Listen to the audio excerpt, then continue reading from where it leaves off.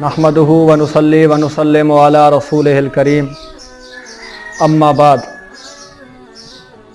क़ाल रसूलुल्लाह सल्लल्लाहु अलैहि वसल्लम अल हयाउ शुअबतुम मिनल ईमान औ कमा क़ाल अलैहि सलातु वस्सलाम। हर दीन की एक पहचान होती है जिससे वो दीन पहचाना जाता है, तो इस्लाम की पहचान जो है वो हया है। तो हर वो चीज़ जो हया से टकराती है, हर वो तर्ज ज़िंदगी जो हया से टकराती है, तो हमें उसका बाइकाट करना पड़ेगा, क्योंकि इस्लाम का और ईमान का हमसे यही तकाजा है। हदीस पाक में आता है कि जनाब मोहम्मद मुस्तफ़ा सल्लल्लाहु अलैहि वसल्लम कुंवारी औरत से भी ज़्यादा हया वाले थे। तो ईमान और हया ये दोनों आपस में मिली हुई चीज़ें हैं। अगर इनमें से कोई एक चीज़ निकल जाएगी तो दूसरी चीज़ भी निकल जाएगी। अगर किसी आदमी से ईमान निकल जाएगा तो उससे हया भी निकल जाएगी, और जिससे हया निकल जाएगी उससे ईमान भी निकल जाएगा। तो ये दोनों चीज़ें आपस में मिली हुई हैं।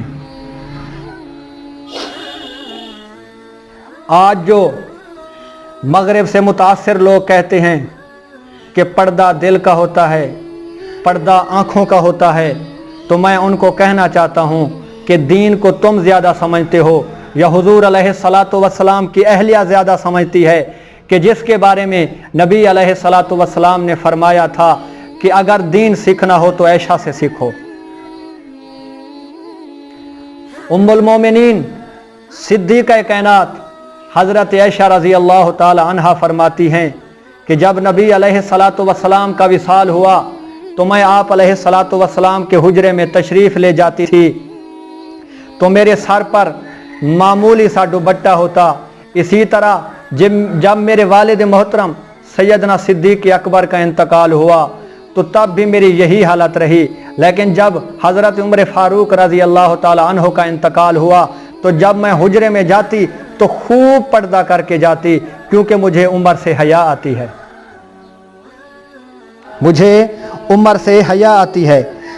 तो ये जो कहा जाता है कि पर्दा आँख का होता है, पर्दा दिल का होता है, ये मगरिब की सोच है, क्योंकि वो जानते हैं कि ईमान और हया जो है ये आपस में दो मिली हुई चीज़ें हैं, ये आपस में लाजिम और मलजूम हैं। जब एक चीज़ निकल जाएगी तो दूसरी चीज़ भी निकल जाएगी, क्योंकि वो जानते हैं कि हम मुसलमानों से ईमान तो नहीं निकाल सकते, लेकिन जब इनमें बेहयाई आएगी तो ईमान इनसे ऑटोमेटिक निकल जाएगा।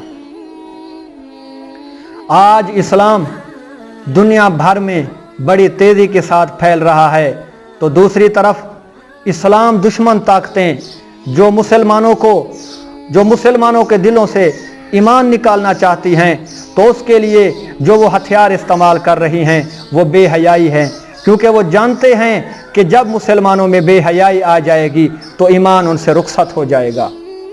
तो दुआ है अल्लाह ताला से कि हम सबको हया और शर्म के साथ ज़िंदगी गुजारने की तौफीक अता फरमाए। वमा अलैना इल्लल बलागुल मुबीन।